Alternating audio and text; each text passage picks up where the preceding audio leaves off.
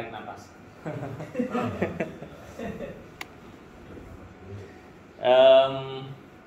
Ada pertanyaan dulu?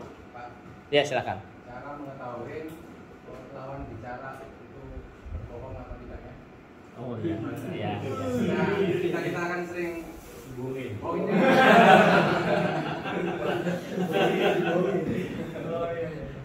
Brimobnya selain Pak Yuli, Pak siapa?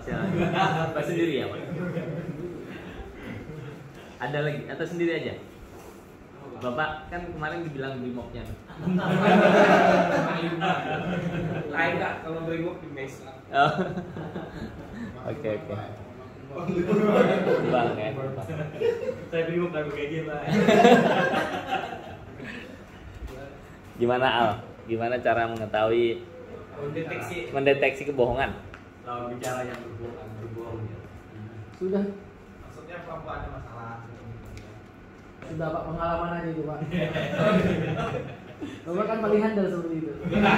Kalau saya coach Pak, saya nanya ke Bapak, kebohongan kayak apa Pak yang dimaksud? Misalkan saya di lapangan itu sudah cek alat power gitu. Dia bicara sama saya belum dicek. Sudah dicek. Sudah dicek. Nah kalau menurut Bapak gimana tuh cara solusi yang bisa dicapai gitu? Kalau misalnya dia bohong atau nggak bohong?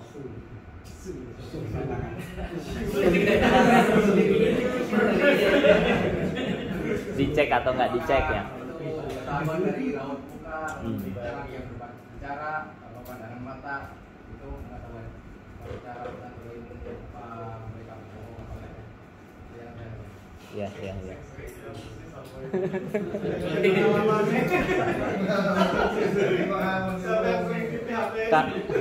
Kalau dalam dunia kerja Pak, kalau hal itu harus ada guideline yang jelas. Jadi misalnya dia bohong ataupun tidak bohong, tetap harus aman. Gitu. Itu satu. Itu di aturan harus muncul tuh di situ. Tapi di luar itu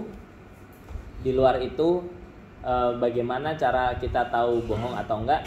Ya kalau di ini cerita lain ya Pak ya, ini cerita lain. Kalau di dunia kepolisian misalnya ya, itu biasanya dipahami dulu baseline-nya. Jadi selalu ditanyakan hal-hal yang sifatnya umum dulu, yang pasti benar. Misalnya ini air putih apa air susu ya gitu. Nanti kan dia jawab air putih ya. Ya ini kan pengetahuan umum. Nah, itu dijadikan baseline. Jadi ini kalau ini ilmu yang agak aneh sebetulnya Pak. Nah, baseline ini dijadikan standar. Jadi orang ini kalau nggak bohong, bentuk raut mukanya seperti apa, gerakannya seperti apa, dan seterusnya. Nanti kalau dia ditanya hal lain berubah, ada perubahan yang signifikan, kemungkinan besar dia bohong. Gitu. Tapi di dunia kerja sebetulnya kita tidak perlu sedalam itu. Kita cukup pakai aturan aja cukup. Jadi antara dia dicek atau tidak dicek, kita punya checklist lain.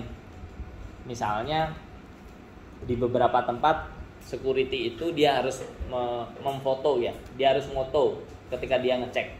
Nah itu sebagai bukti bahwa dia sudah lakukan pengecekan. Hal lain ya dia harus ada yang di-scan di lokasi-lokasi tertentu, yaitu sebagai alat. Nah alat-alat ini perlu di-develop sebetulnya Pak. Selain metode-metode yang agak aneh-aneh tadi itu. Jadi sebetulnya kalau orang bohong atau tidak, ya ketahuan, kita bisa tahu sih sebetulnya bisa bohong atau tidak. Tapi yang kalau di dunia kerja yang penting bukan bohong atau tidak bohong, tapi yang penting target tercapai atau tidak, aman atau tidak gitu. Dia terpenuhi atau tidak yang ditargetkan.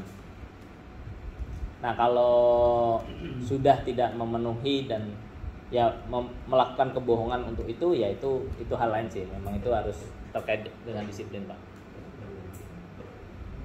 Gimana Pak? Tadi Pak. Silakan Pak. Istirahat jam berapa Pak? Iya. Itu yang mau saya tanyakan ke Pak Al nih sebenarnya. Siap Pak Ilham. Kita akan istirahat Pak. Ya, siap.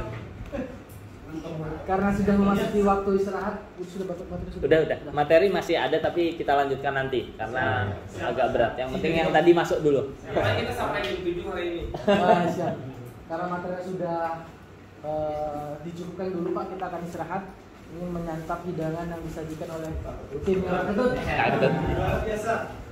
Nanti kita kembali lagi di sini pukul 1 ya rekan-rekan ya. 1 Jam lewat 1.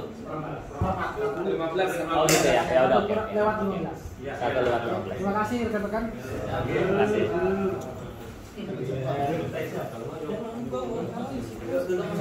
Yuk, mari Mas. Terima kasih.